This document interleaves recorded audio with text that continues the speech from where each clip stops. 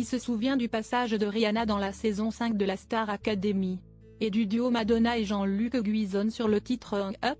Ou encore du show offert par Beyoncé sur Crazy in Love avec Cynthia, Mariah Carey, Stevie Wonder, Enrique Iglesias, Britney Spears, Céline Dion. Autant de célébrités à la renommée internationale qui se sont produites dans l'incontournable programme de TF1 au fur et à mesure des années depuis la première saison diffusée en 2001.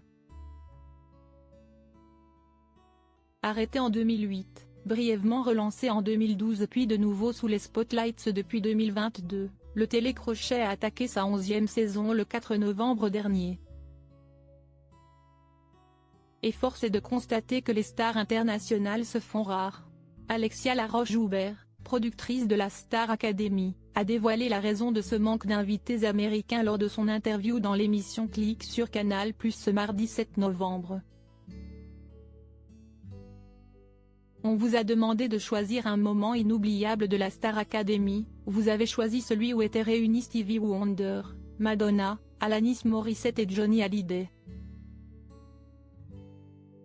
Vous dites que c'est impossible maintenant de faire venir des stars US dans le programme, a remarqué le présentateur Mouloud Achour devant son invité. Alexia Laroche-Joubert a expliqué qu'après ces longues années d'arrêt de l'émission, il est normal que les stars internationales ne répondent pas à l'appel immédiatement à la reprise, on n'a jamais eu de tels artistes sur la première saison. Quand ils se sont aperçus qu'on parlait de la Star Academy aux États-Unis parce que c'était un énorme show et que ça touchait des millions de gens, évidemment ils sont venus. À mon avis c'est ce qu'il va de nouveau se passer. Et de conclure avec optimisme, on leur offre un écrin dans lequel ils peuvent venir faire une performance supérieure à Star Academy, Madonna, Beyoncé, Mariah Carey, Céline Dion.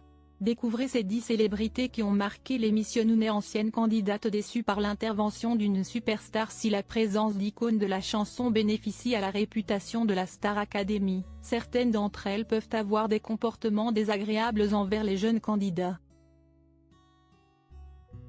Dans l'émission Après la gloire, la nouvelle vie des stars des émissions de télécrochet, diffusée en septembre dernier, Maud Verdaillen, révélée lors de la saison 5 du programme de TF1, a indiqué qu'une célébrité internationale s'était montrée très distante avec les candidats, il s'agit de Madonna.